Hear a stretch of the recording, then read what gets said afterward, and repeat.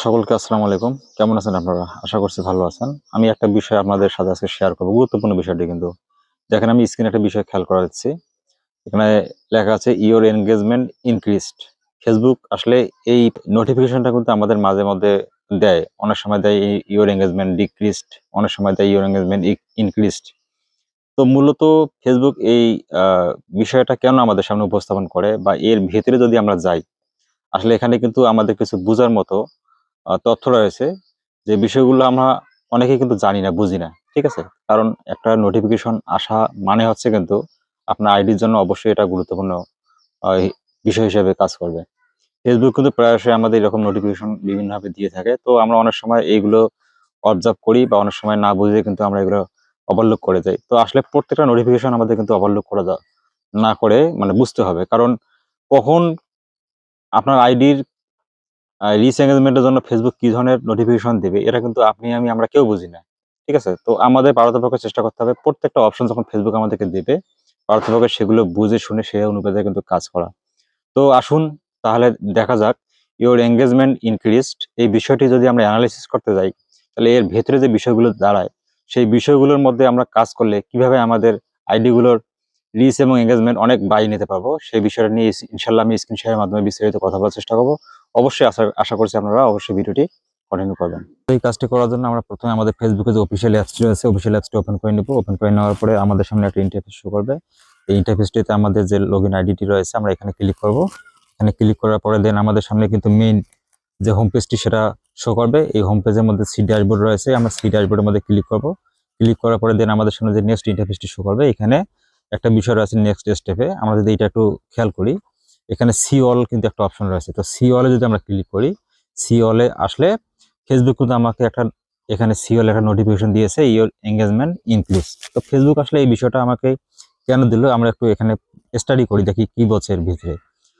Facebook আমাকে বলছে you published 4% more post in last 7 days, মানে গত 7 দিনের চেয়ে আমি 4% বেশি পোস্ট এখানে দিয়েছি এবং গট 11% মোর এঙ্গেজমেন্ট, এবং আগের যে এঙ্গেজমেন্ট গুলো ছিল তার চেয়ে আমি এঙ্গেজমেন্ট আরো 11% বেশি পেয়েছি। আরো কি বলতেছে, view your insight to learn more, মানে আরো ভেতরে যাইতে বলতেছে আরো কিছু তথ্য নেওয়ার জন্য। তো ঠিক আছে, আমরা তাহলে এর ভেতরে যাওয়ার চেষ্টা করি। ক্লিক করলাম, ক্লিক করার পর দেন আমাদের সামনে যে ইন্টারফেসটি চলে আসলো, এখানে কিন্তু 4টা অপশন রয়েছে। ভিউ রয়েছে, আর্নিং রয়েছে, এঙ্গেজমেন্ট রয়েছে, অডিয়েন্স রয়েছে। তো প্রথমে যেহেতু ফেসবুক আমাকে নিজে এঙ্গেজমেন্টের বিষয়টা তুলে ধরতেছে, তো এঙ্গেজমেন্টটা এখানে আমাদের কিভাবে মানে বাড়লো সেই বিষয়টা ফেসবুক বিভিন্ন লেখচিত্রের মাধ্যমে এখানে দেখাই দিচ্ছে, গ্রাফগুলোর মাধ্যমে।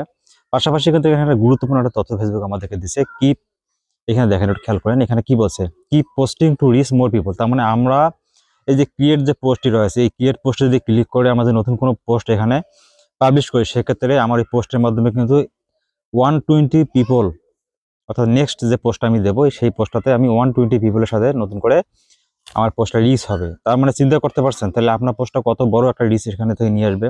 পাশাপাশি যদি আমরা অডিয়েন্সের মধ্যে ক্লিক করি, তাহলে ওই রকম কিন্তু আরেকটা বিষয় শো হবে। তাহলে আমার অডিয়েন্স কিভাবে গ্রো হচ্ছে সেই বিষয়টা এখানে ফেসবুক কিন্তু স্পষ্ট আমাদের ধরাই দিচ্ছে গ্যাপের মাধ্যমে। পাশাপাশি কিন্তু এখানেও সেম বিষয়টা কিন্তু বলছে, কি posting to reach more people. তার মানে আমরা এখান থেকে যদি পোস্ট ক্রিয়েট করি, সেক্ষেত্রে আমাদের কি হবে, 120 জন মানুষ বা তার অধিক যদি ভালো কোয়ালিটি ফুল পোস্ট আমরা করে থাকি, তাহলে তার চেয়ে অধিক মানুষের কাছে কিন্তু তারা পৌঁছে দেবে। পাশাপাশি যদি আমরা ভিউর বিষয়টা একটু অ্যানালাইসিস করতে যাই, এখানে যদি ভিউ যদি ক্লিক করি, সেক্ষেত্রেও কিন্তু ভিউর বিষয়টা কিন্তু ফেসবুক আমাদেরকে সুন্দরভাবে কিন্তু এখানে বুঝাই দিয়েছে আমাদের ভিউগুলো কিভাবে আপ ডাউন করতেছে এবং কিভাবে আমরা মানে এঙ্গেজমেন্ট গুলো বাড়তেছে।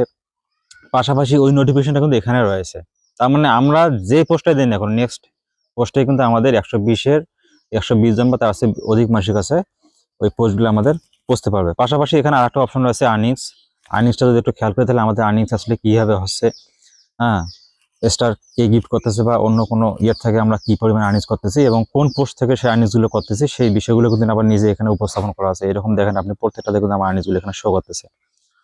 তো আসলে ফেসবুক এত সুন্দর একটা তথ্য আমাদেরকে দিয়েছে, যেটা আমরা হয়তোবা অধিকাংশ মানুষই জানি না। তো আশা করছি এই তথ্যটার মাধ্যমে আমরা আমাদের আইডি গুলাকে অবশ্যই কি করতে পারবো, একটা ভালো অবস্থায় নিয়ে আসতে পারবো। তো ধন্যবাদ সবাইকে। ইওর এঙ্গেজমেন্ট ইনক্রিজড এই বিষয়টা পারতপক্ষে সবাই চেষ্টা করবেন এটা বুঝে সেই অনুপাতে কাজ করার জন্য।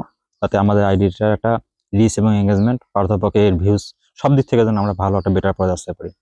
তো আজকে এই পর্যন্ত, সবাই ভালো থাকবেন, সুস্থ থাকবেন, আল্লাহ হাফেজ।